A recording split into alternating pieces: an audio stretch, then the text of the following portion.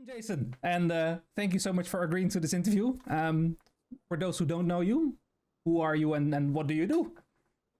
Well, thanks for having me, Allard. I am Jason Morningstar. I'm the creative director at Pulpit Games. I am a game designer. I make analog games in the tabletop role-playing and live-action role-playing spaces. And I also make playful experiences and games designed for teaching and learning, primarily in higher education. That's incredible. That's awesome. How did you get started with that? Where did that interest in game design come from, and how did that inspire you?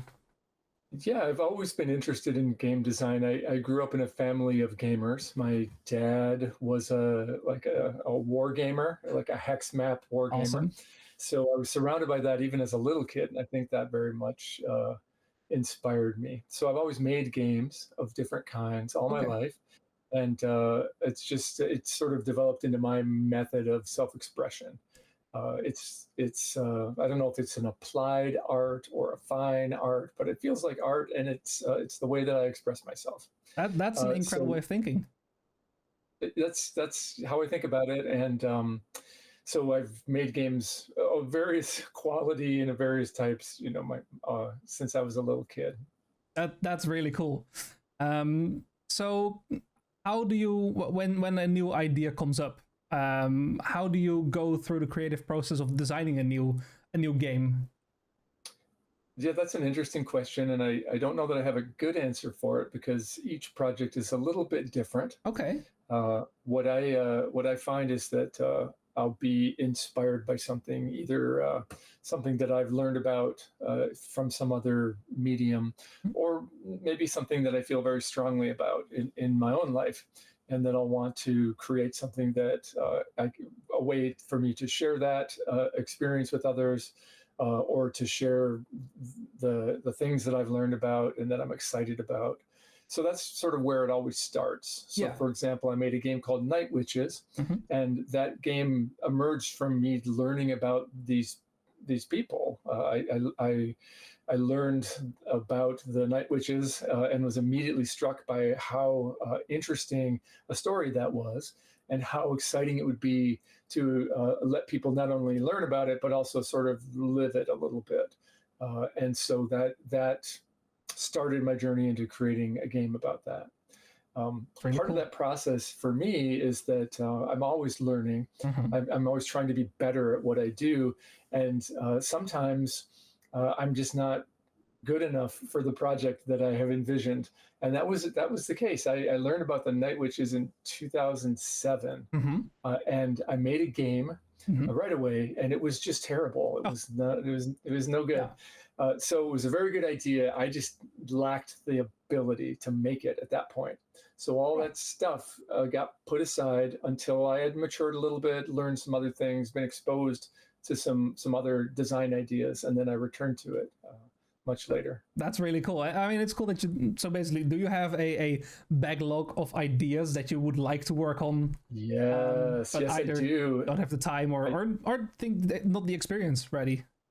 Yes, absolutely. I have both. There are some ideas that I have for games that I've very diligently set out to make, and that just are not happening. I can't get it right, and that's usually a sign that I need to put it aside and let it sort of sit for a while. And sometimes I'll return to it quite quickly, in a few months maybe, and then I'll have solved those problems, whatever they were.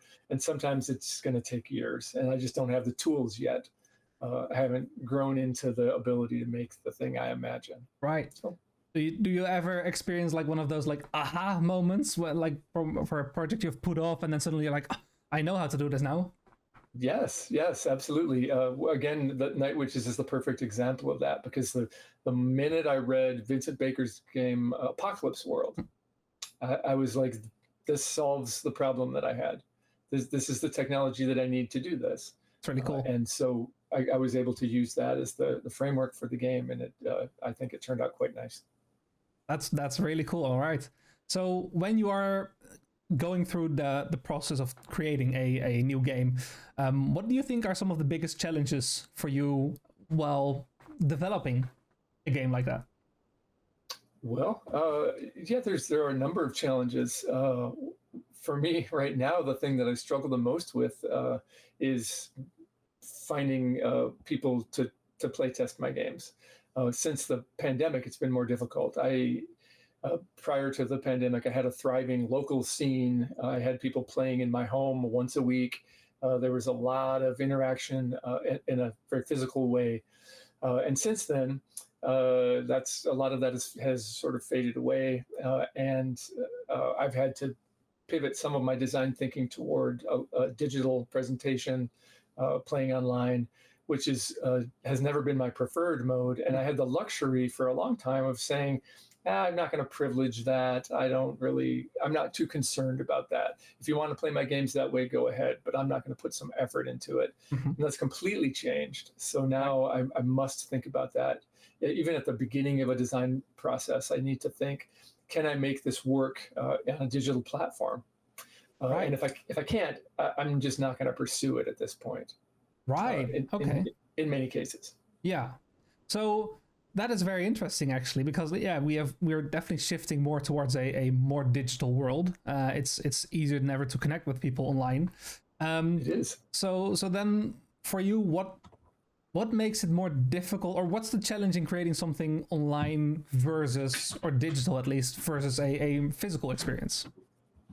There are a number of things. I like to talk about it in terms of affordances, and affordances are the properties that a medium or an object has, that what it wants to do. Mm-hmm. So like a doorknob wants to be turned. Right. And you can do other things with a doorknob, sure, but really what it wants is to be turned. Makes sense. And so the affordances of tabletop role-playing and the affordances of LARP are quite different, but have some commonality. Mm-hmm. And the affordances of online play for either of those medium are a little different again. So playing a tabletop role-playing game in person, it has a number of advantages that you lose digitally. Yes. One of those is a lot of phatic communication, the ability to sort of read people's body language, yes, to hear what they're saying without them really saying it. You can have crosstalk where two people are communicating at the same time, which is just really, it's not practical or even possible in a digital setting. It becomes a problem. So like little things like that become more difficult or impossible. Things like handling materials. Yes. I love to use cards in my games, and using cards digitally, it's not impossible, but it's a little more challenging. My most recent game, I built it with the intention that you would lay cards out on a table and they would sort of form a map. And it's awesome. You can see how difficult that is in a service like Roll20, where you've got your computer desktop, but the amount of space you have is very limited. Yes. You can't really just spread cards out around, and there's a real tactile component to it. Yeah, I'm sorry if I got a little philosophical there. No, but, that's awesome. That's great. I do think about these things quite deeply, and the differences I find to be profound.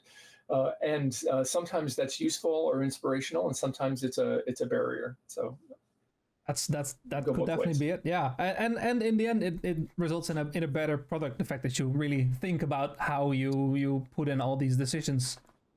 I hope so. I do hope so. Yeah, it's definitely something I've noticed as well. When you talked about the difference in online versus real life play. When I first started playing online D&D, definitely like seeing people face to face was missing out, and you're really missing that personal connection that you get with like face to face play. So that's very interesting that you already think about that when developing a game, because that's very different. It is, and I hasten to add that you can have amazing games online, and there are people for whom that is the native environment.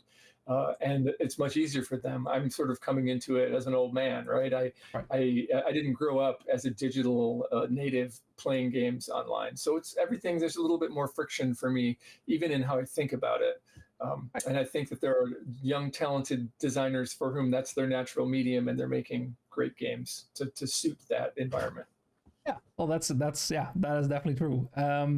So You touched briefly on playtesting and like having difficulty finding people for that right now at least. But when you do have people playtesting your games, how do you integrate their feedback back into your game? And what are some common issues you encounter during that process? Yeah.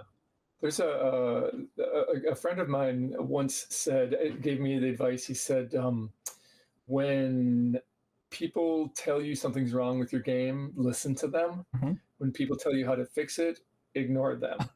Okay. Which is really good advice. There's a lot of playtesting feedback that is, of course, it's a gift, right? People have given you their energy and their time and their thought to experience what is maybe not even a fun experience, right? Playtesting can be hard. Yes. It can be a failure. And that's just part of what you agree to. So like, I'm very thankful that people will do that for me. Right. But the feedback I get is often either redundant or not useful. And what I'm really looking for are those moments of pain that indicate there's a place for me to make an improvement. And what I'm not looking for, and I will tell people this up front, that I don't want them to fix a problem. I just want them to identify a problem. Yeah, fixing the problem is your job. It is, yeah, and it's often counterproductive and actually kind of demoralizing to have someone say, "Well, here's what I would do," or "Here's another game that does it better," or finding a solution when one was not asked for. Exactly. And there's a point in the design process where I might say, "I don't know how to solve this. Will you help me?" That's a very different ask than, "Please tell me what's wrong." Yes, exactly. Oh, okay. That's a very interesting insight, actually. And when you are designing games, you deal with different age groups, different experience levels. How do you go about creating different experiences for different groups, or is that something you actively think about when designing it? Yeah, I absolutely do think about who the game is for. So ultimately, a game is for me. Yes. I want to make something I'm proud of and that I enjoy playing, and that I will never say, "Oh, I don't want to play that anymore," for a game that I've made. Now that over time my tastes change, and I have some games that I've made that I don't want to play anymore, but very few, right. And mostly because they're not very good. So that's a thing. But I always, so for me, and then they're for my closest friends. Who are the people who are going to really probably do the most playtesting for me, with me present. So if they don't like it, if like the people that I've been playing with for almost 20 years now, wow, look at it and say, "This is garbage. You're wasting your time. We didn't have fun with this," it's probably not going to go any further. I trust them. I love them. They have good insight. They're excellent role players. They share my tastes. If it's no good, that's a good gate for me. Right, if they don't like it. So before I even really think about who the broader audience is, mm-hmm. It has to pass a couple of gates there. And then there's a larger question, which I am going to discuss with mm-hmm. my partner Steve Seghetti, about who the game is for. How do we communicate that? How do we adjust the game's design to appeal to or to reach that particular audience? And that might be like brand new role players, brand new LARPers. My game Ghost Court is designed to stealthily get you into LARP. That's what it's for. It's a secret LARP. Smart. Where you only have to be part of it for 5 minutes at a time. Right. That's fun. So like we want people to play that as a party game, basically, which is a very different audience than Night Witches, which is a really hardcore tabletop role-playing game for, in my opinion, more experienced tabletop role players. Yeah. My game Fiasco, I want it to be as broad as possible. When we redesigned the game, we really thought about how we could welcome in people who play board games or people who play party games that aren't necessarily thinking about themselves as tabletop role players, but they're perfectly capable of it. And if you welcome them in, maybe then that's a group that will enjoy the game. So then you just have to think about that. Right. Another example, in my sort of other life where I'm making things for educators, I wanted to demonstrate how you could build a game for instruction, for teaching and learning for college professors. And I knew that I would have an audience of college professors. And so I built a game that's about sewer management, stormwater, and human waste management. Right. And that's what the game is about, because I knew that those people would probably not be subject matter experts about that. So in that case, I picked a topic that was specifically designed to make the audience naive users that wouldn't know anything about it, which was important to put them in the role of a student who is learning. Oh, interesting. That's a very cool approach to a problem like that. Definitely. And if it had been a room full of sanitation engineers, then we would have made a game about Lord Byron or something. It would have been very different. That is really cool. So you briefly said that Fiasco had a redesign. How did you decide that a redesign was necessary, and that you wanted to go about that project?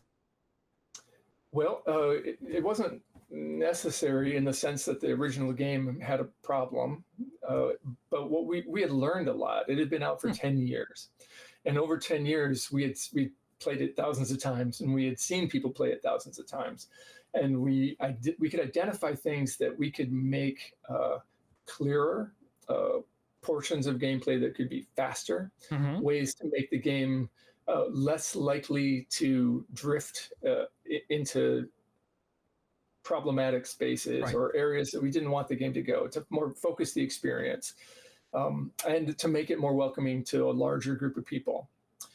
So all of those things, all the stuff that we had learned went into the redesign. We just approached it as essentially a new product. Right. And the old version is still in print because there are many people who really like it, and it serves a particular audience very well. That's awesome. Yeah. Second edition. Yeah, exactly. All right. So how do you balance the need for structured rules with the desire for open-ended storytelling in your games? That's a great question. So I want to give you a really consistent experience. That's what I want you to achieve. And I know that you, especially you, Allard, are smart and creative, and that you innately know how to tell a story. You know how to collaborate with your friends. And the rules just need to give you boundaries. They need to give you a scaffold to build on. That's what it's for, and to support your creativity. Yeah. If it's doing more than that, it's doing too much. And if it's doing less than that, it's not doing enough. So really, like, when I look at a design project, what I want to do is match that scaffolding to what's necessary to play and enjoy the experience that I've imagined. Right. Some games need more, some games need less. That's also the point at which you have to think about how is this game organized? Do we need a game master for this? Do we need to distribute authority in some way? Are we all game masters around the table? Exactly. And the game will tell you that at that point. Once you sort of think about how you're going to support your vision to allow people to be creative with it. That's really cool. And could you discuss the role of setting and world building in your games, and how you approach creating a compelling and immersive setting? Yeah, sure. I don't know that I do. I want you to do that. In many cases, I'm not interested in telling you more than you need to know. So like a game like Night Witches, there's a lot of history. Yes. And it's important that you at least have a feel for that history. You need to understand that it's the Second World War, that you're part of the Russian army. There are some very specific things that if you don't understand them, the game won't work. Right. That's the scaffolding, right? That's part of the scaffolding. And in a game like Fiasco, that scaffolding is very different. In Fiasco, the scaffolding is a set of procedures that are going to make the game go. And once the game is going to go, I stand back and let you do what you need to do. So, for example, in Fiasco, there's no rule that says who gets to talk when. I think you probably know how to figure that out for your group. Yes, and every group exactly. will be a little bit different, but it doesn't matter to me how you choose to do that. It doesn't matter to me whether you're going to speak in the first person as my character, I'm going to beat you over the head with a shovel, or in the third person, my character beats you over the head with a shovel. I don't care. Doesn't matter. You figure it out.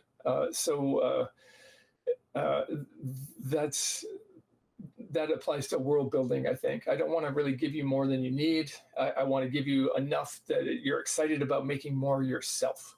Right. So a game might have a theme, but there's no need basically for a bigger story than necessary, as you said, as long as there's scaffolding. That's how I feel. That's how I feel. And that works very well for the kinds of games I make. I understand there are other kinds of games where that is valuable, and that can be very supportive. If that's what you want, or that's the kind of game you want to play, then having lots of lore is just helpful, for sure. That's true. Can you discuss the role of humor and satire versus more serious themes and content? You said it was a creative process and a way to express yourself, so maybe there are interesting themes that you want to explore, but it's also a game. So how do you balance that? Well, I think that the project is going to tell you what kind of tone it wants to have.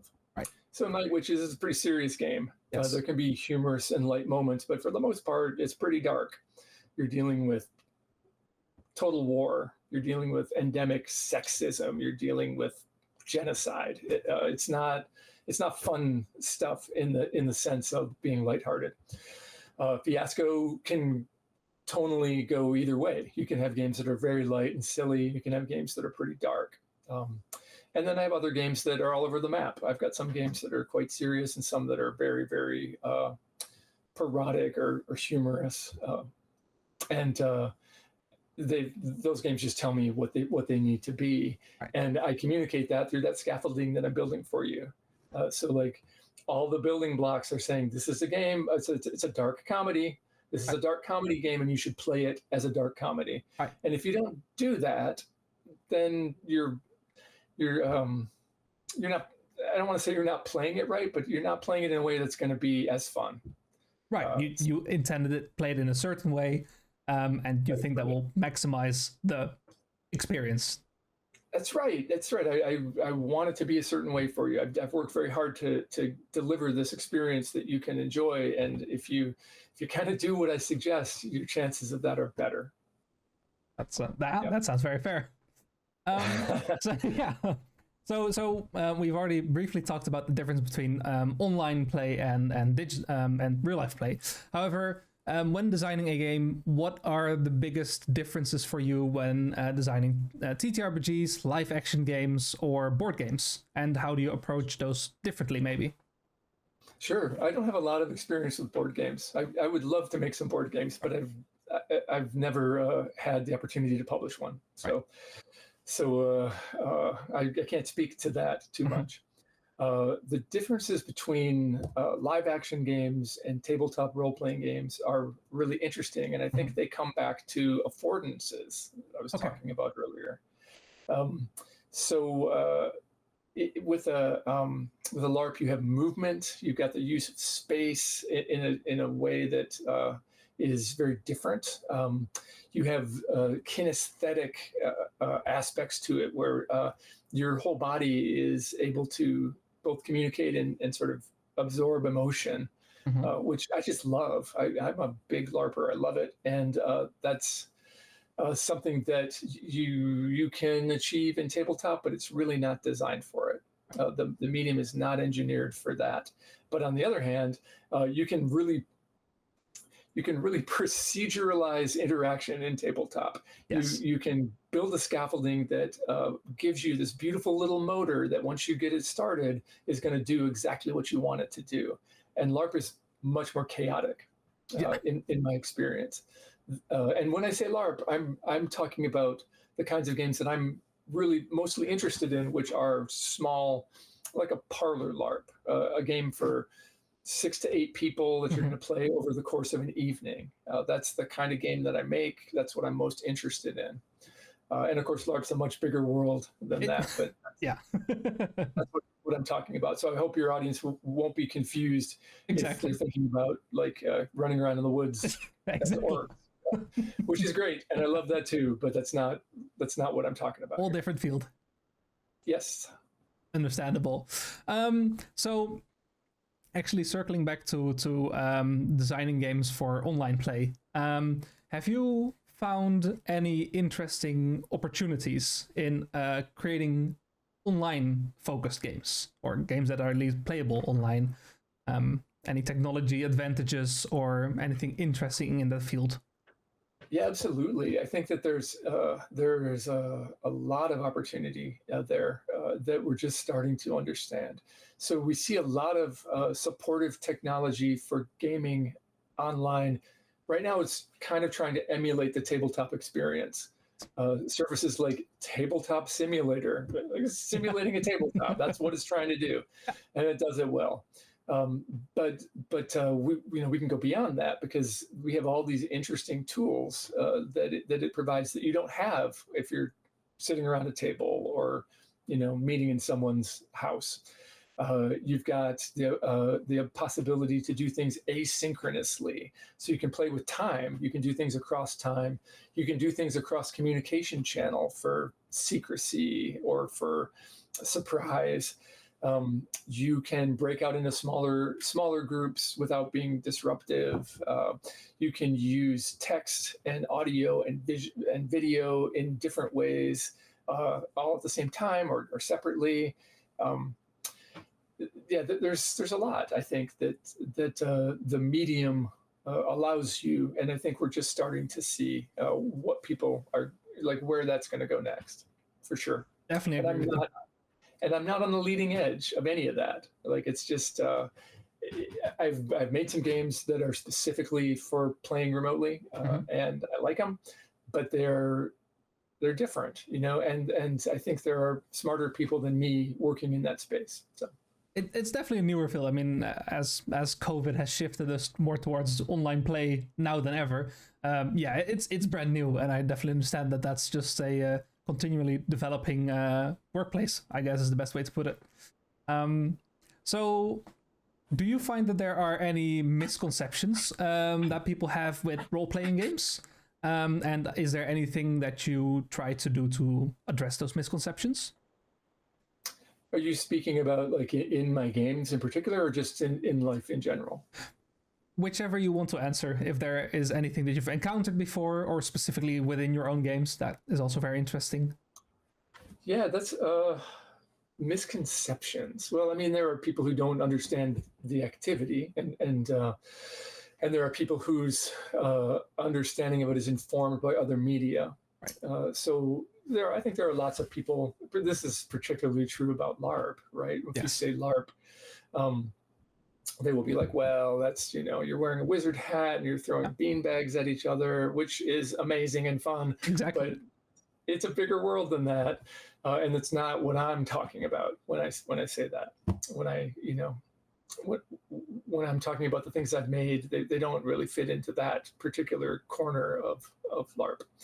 And so there's some education that needs to happen there before, like if I invite someone to play, I need to be like, would you like to LARP with me?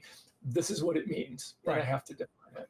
And I really think that's true for tabletop as well, because it's so broad now. There was a time when if you were talking about role-playing, you were talking about Dungeons and Dragons. Right.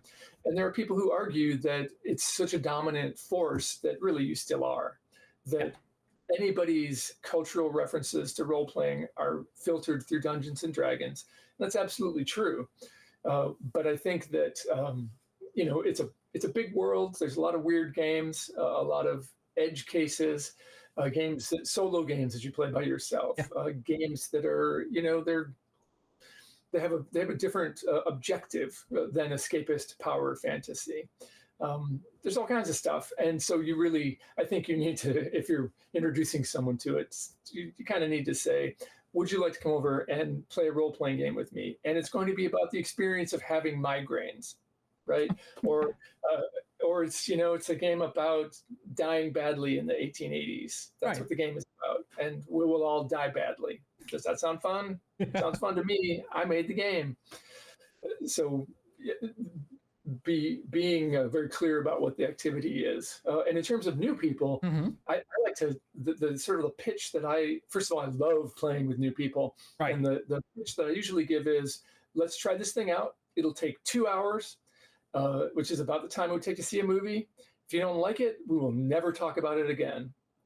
And, that's a pretty compelling ask. You're not asking for a lot of time or a lot of energy. It's potentially something that's fun. The risk is very low. So usually that'll get people to say, yeah, sure, I'll try that.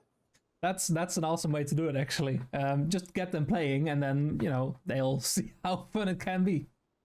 Right. And then for me, in that situation, I'll say, here are 3 games that I love. And I don't even think about how complicated they are or how strange they are. If I'm excited about them at the moment, I'll let them pick from those 3 games. Right. And that way I know it's going to be something that I'm going to enjoy, and that will be infectious. They'll see how excited and happy I am, and that will just spill over. But they do get to pick sort of from different tones of game, depending on what excites them.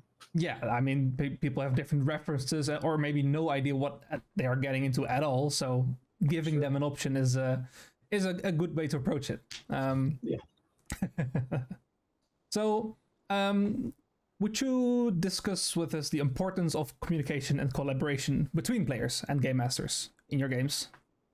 Yeah. So in the process of designing my games, there's a point at which I need to, and this is very early in the process, I need to think about how is authority going to be distributed around the table in the first place? Am I making a game that has a game master? Is there someone who's sort of in charge? The GM really is just a participant, right? They have a different set of responsibilities, but they're still there to play with their friends. Am I going to share that with everybody? Does it need to be centralized? What does that mean? And I need to decide that.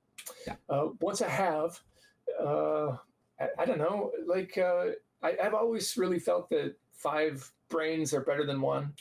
Five people thinking about something are going to come up with something much more interesting than me just telling you how things are going to be. It's true. So for me, I really fall back on the idea that you want to think about agreeing with your friends. You want to think about giving them gifts, endowing them with interesting traits, giving them things in the world to be excited about and to bounce off of or to be threatened by. And then to heighten the things that they create. So, if you tell me that I'm going to be, ambushed by some orcs, that's awesome. I'm going to be like, man, one of those orcs is my ex-lover, right? And suddenly the situation becomes much more interesting and tense. And if I don't have the permission to add that detail, then, that's a missed opportunity. So I really try to encourage that kind of communication and collaboration in play. It's not right for every game. It's not right for every group. But if you have the right game and the right group, that's a really fun way to play. That sounds like it indeed. So, and you already sort of answered it, but I still want to ask the question. So how do you help empower players to make meaningful choices then when they are experiencing your games? Is there anything in the scaffolding that you try to? Well, that's the thing, right? I don't want to give you the opportunity to make choices that are not interesting. I like if you play the game by the rules, anytime you're making a choice, it should have meaning. Right. The answer shouldn't be nothing happens. If the answer is nothing happens, then I have failed. I failed you as a player. So I want the various outcomes of uncertainty to always be interesting. whether that's success or failure, it has to have some weight to it. And I think that's what, like I mentioned, that I was inspired by Apocalypse World, which is the core system in Apocalypse World guarantees that something interesting happens no matter what. You're gonna fail, and there's gonna be some very serious consequence. You're gonna succeed, but at a price, or you're gonna get what you want, which is always interesting because we want what we want. Exactly. And so I try to build that into all my games. In Fiasco, you decide you decide what happens, or you decide the outcome, but you don't get to decide both. So if you say, oh yeah, I just wanted to decide how this turns out for my character, then I'm going to make it the most gnarly, crazy situation possible. And yeah, you can win if you want, but I get to author the seeds of your doom. And if you say, I want to control this situation, then I get to decide how it turns out. And I'm going to make it crazy for you. Interesting. Kind of a similar scenario with like when you ask a genie for a wish, or making a deal with a devil entity or something like that. Yeah, absolutely. I want the choices to be interesting and difficult, and I don't want them to be meaningless. So if all that falls into place, then I think you're going to have fun with it. That's awesome. So we've talked about your games for a bit. Are there any games that you've played in the past, I don't know, couple years that you really think stand out for whatever reason? Can I just call out the names of some games that I love? Is that absolutely? What you're asking? Yeah. Oh my gosh, yeah, absolutely. So the game I think we play the most around here is Matthias Holter's game Archipelago 3, and it is such a good game. It is wow. How do I describe Archipelago? So it's designed to be a picaresque. It's designed to be a game where you're traveling from place to place. That's sort of the conceit. It doesn't give you a setting. You make your own setting, but within that setting, you should be people who are moving from one place to another, which means that you're constantly meeting new people. You're constantly seeing new things. You may have an objective. Usually, you do. And you're working toward that, and it has a beautiful way of handling uncertainty, where in Archipelago you draw cards that will tell you the thing that you want is going to succeed or it's not, but they have a real diversity to the possibilities that make it very fun. You might draw a card that says you can get the thing you want, but only if someone helps you. And that's interesting. It's like it adds a level of interest to the game. And the other piece that's beautiful about it is that as players, you agree what the most important things in the setting are, and then somebody is responsible for each of those. So, interesting. So if we're playing in a post-apocalypse desert game, maybe water is one of the important things. Somebody is always in charge of water. And whenever something related to water comes up, we can all turn to you, Allard, and say, what's the deal with water here? And you are the ultimate authority on water. And it's a really smart way to handle that. That's really interesting. That's a really cool way also to get players invested in what's happening. Yes, absolutely. Another game. Go ahead. Go ahead. I'm sorry. No, I quickly wanted to mention, like, that's something you see in Dungeons and Dragons sometimes, for example. That's just what I'm most familiar with in play hours. That a game master might come up with the most intricate world lore and decide everything in advance. And the players that want to join might have to read a document that's like 7-8 pages or anything like that. Which kind of forgoes their well, some people are really into that. Other people think like, no, that's not for me, and they want to organically grow into that world. And the mechanic you just described really sounds like a good way to get people interested in a shared world. Yeah, I find that it is. And you can rotate those roles around so that everybody gets a chance to be in charge of each thing. But yeah, and it also tells you what's important in your world. Right? Because if we decided water wasn't important, then it's not important. Why? We don't care about it, and we don't need to worry about it. Exactly. So it's really, I think it's a smart design thing. That's Another awesome. game I love is Ross Cowman and Terry Collane's game Best Friends Forever. Mm-hmm. Best Friends Forever is a game where you play uh, young girls. You Mm-hmm. play girls that are like 11 and 12 years old, Right. having young girl adventures. It's just the sweetest, coolest game. It's I don't know how to do it justice. It's a beautiful game. It's very well designed, and it's super thoughtful about how it handles those interactions and allows people like me to enjoy them. Really smart game. Really cool. Um, Is there Liam, any specific is there any specific mechanic that they use in the game that you really think like, oh, that's awesome, or I'm gonna take some interest in that? well, it's a very sort of visual and tactile game, and each one of the things you do is sort of decide where you're gonna hang out and have an adventure. Right. And there's all kinds of different settings in the game, and each one kind of has a mini game associated with it. Mm-hmm. So there's lots of little components to it. That's awesome. Yeah. And Very cool. maybe if we have time at the end of the interview, I'll get my copy out and show you what I'm talking about. Oh yeah, no, that would be awesome. Yeah. All right, I'd be glad to. Just two shout outs for other games. Liam Loang Burke's game Dog Eat Dog, which is a game that's specifically about colonialism in the Pacific, in the islands of the Pacific Ocean. It's a fascinating and brutal, really great, well-designed game. Love it. And Gregor Vuga's game Sagas of the Icelanders, which is another powered by the Apocalypse game, another derivation from Apocalypse World, where you play out Icelandic sagas, and it never misses. It's a great game. Very cool. Also, kind of sounds different than what you're used to in day-to-day exposure. Just a different culture for most people, at least.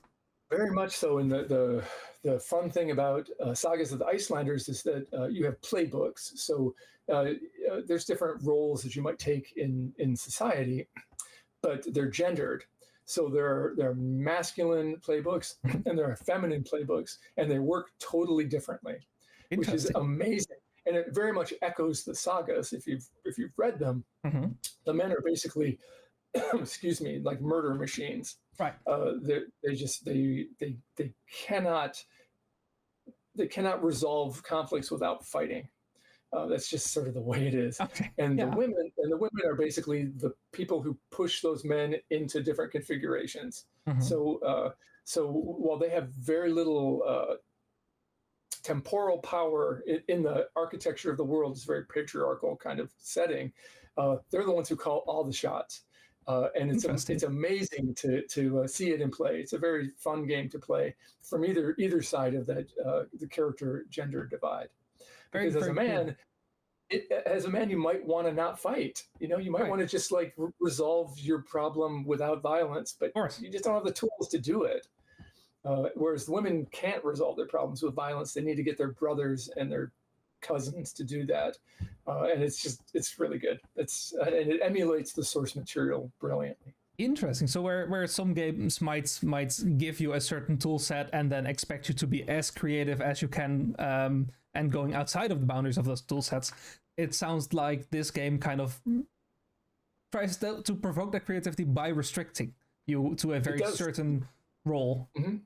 That's right. And there are certain roles that transgress. There are masculine roles that have feminine qualities to them, and feminine roles that have masculine qualities to them. But almost all of them don't do that. And the things that women can do, men can't, and the things that men can do, women can't. It's very interesting, and it's very fun to see it in operation. I'm definitely gonna check that out. That sounds incredible. It's a great game. All right, awesome. So you've been in the TTRPG or the gaming industry as a whole for some time now. Are there any big trends that you've seen coming and going, or big trend shifts, a change in audience or interests over time? Yeah, for sure. Yeah, there's all kinds of, it's changing all the time, but I would preface that by saying that Dungeons and Dragons is still like a monolith, right? It's an enormous player in the space. So what D&D does is what matters, I guess, in some ways. And so that's a thing, right? And Yeah. it's not my part of the world, but it's happening, and to not acknowledge it is silly, because Yeah. D&D is big, and it's important. And and its competitor Pathfinder, it's just that style of play is the default style of play all over the world. Yeah. And that's great. That's fine. Things that I think are interesting, I think maybe because I'm part of it, is that there's a viability now for small and independent games that maybe have a real point of view. Right. Or that want to take a risk or try something different or have something different to say. And that has gotten easier and easier over time. It's become easier. The tools have become democratized. It's easy to create. It's easy to find a community that is interested in what you're doing. It's easy to publish. Like, all these things on a very small scale have never been easier.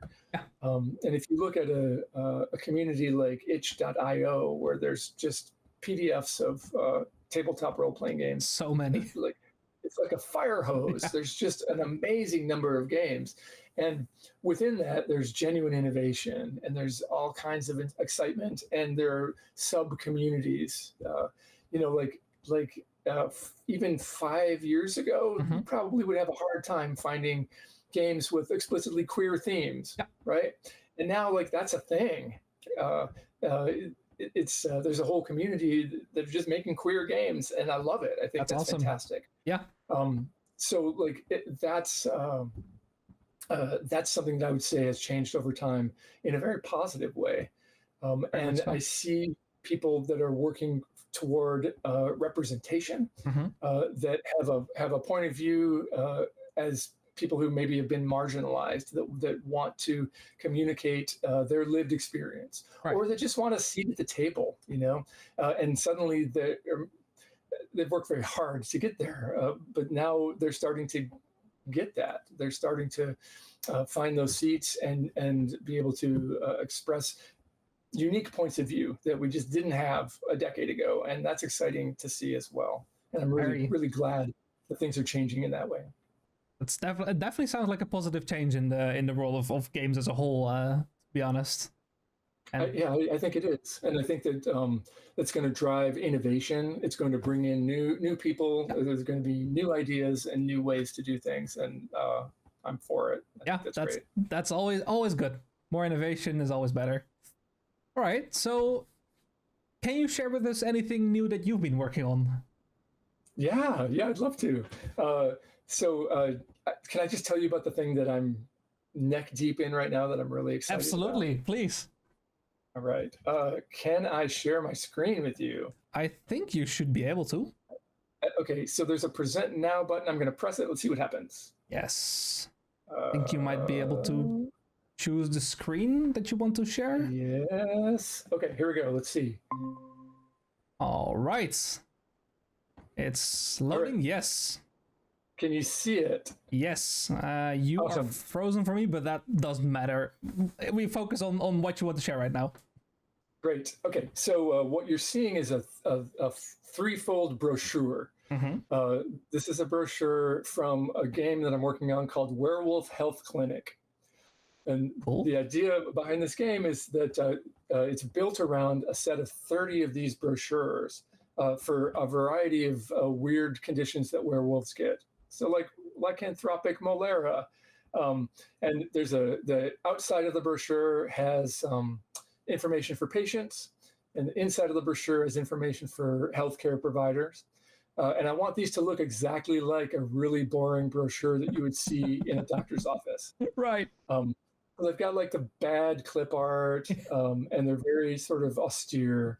So here's one for mutatio imperfecta. Let's see, what else do we have? PTSD. What else? I'm going to look up here. Okay, foreign body ingestion. When werewolves are running wild, they're going to eat garbage bags. Yep. They're going to have problems. And then for the healthcare providers, it's got all this information about like what you have to do if a werewolf comes to you and has ingested some foreign bodies. So like, Interesting. I'm really excited about this. I'm going to stop presenting to Okay. show Yes. me the thing. Okay, I'm back. Yes. The thing that's cool about this is that in my vision anyway, this is just a physical object. You have a stack of brochures that you can use for different kinds of games. So there's a tabletop role-playing game where you're a traveling health clinic that's helping werewolves. And of course, it's all secret. Werewolves are secret. They don't want to get known to the general public. True. So you're dealing with this sort of marginalized community in a different way, and there of course are werewolves. So like if you do it wrong, they're going to kill you, and they've got health problems. So like we're playtesting this right now, and the current pack of werewolves all have something called lycanthropic venereal tumors, which are sexually transmitted cancer. Which is something that dogs get. And so like werewolves can get it too. And this whole pack, they've kind of they've done it with each other, and they're all messed up. They had their fun. And so the health providers, who are not werewolves, they're just health people, have to sort of figure out how to navigate this with this particular pack. How they're going to get them treatment, how are they going to break the news to them. And so far, it's been really interesting and fun. So there's a tabletop game. There's a LARP. You can imagine the LARP that uses these. And then, a variety of different ways that these could be used. So I'm very excited about it. I think it'll be tonally, depending on how you approach it, it could be very silly, but it could also be really kind of dark. So definitely. There's a little bit of room to play the way you want to play with it. I'm excited about that right now. It sounds really interesting. So it's not necessarily a specific tabletop role-playing game experience or a LARP experience. Would it be more like a supplement to either of those? Yeah, my vision right now is that it'll come with rules for both. So there'll be one of those pamphlets that's like, here's a tabletop role-playing game you can play, and another one that says, here's a LARP you could play. But also, if you're like have a group of people playing Werewolf the Apocalypse, what a cool prop to have on hand. Yeah. So like you can use it in a number of different ways, I think. So I'll provide a couple, and then beyond that, you could just leave it in your doctor's office to blow people's minds. Yeah. I hope that happens too. That would be really fun. No, that's awesome. Instead of designing something with a very specific goal, this is going to be more like a supplement that can work for either goal or multiple goals. Even. So. That's my hope, and we're still kind of figuring out what this might look like as a product. Right. But yes, that's I've got them all written. I'm excited about it. Definitely. Is there somewhere where people can follow this product in how it develops, or is this still very much? It's pretty new. You can follow me on Mastodon. I'm at JMStar at Mastodon, or Dice Camp at dice.camp.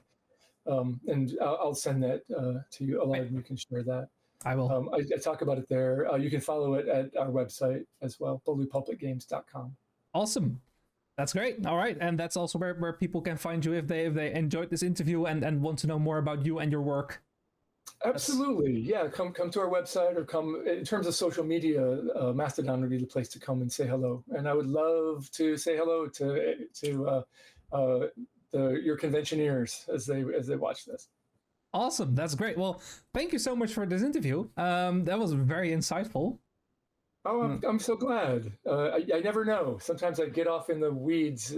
So I hope it's useful. I hope people enjoy it. I think aspiring game designers will definitely get something out of this. I think it was very insightful in general, just a peek inside the world of game design. Like the people a big portion of the people that watch this will probably just, enjoy the content and play it themselves, but to actually start creating is a cool insight.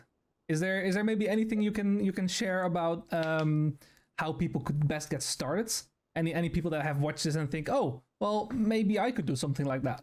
Any tips? Absolutely. And the answer to that is you can, and you should.